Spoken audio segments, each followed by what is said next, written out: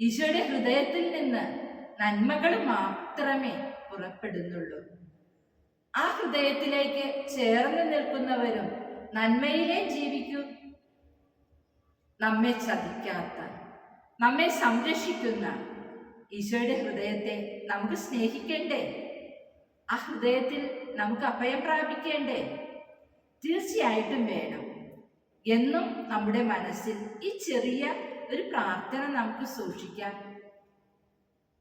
ഈശോയുടെ തിരുഹൃദയമേ, ഞങ്ങളുടെ ഹൃദയവും അങ്ങേ ഹൃദയത്തിന് അനുരൂപമാക്കി തീർക്കണമേ.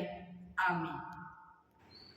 എല്ലാവരെയും മാടി വിളിക്കുന്ന അങ്ങേ തിരുഹൃദയത്തിലേക്ക് ലോകം മുഴുവനെയും സമർപ്പിക്കുന്നു.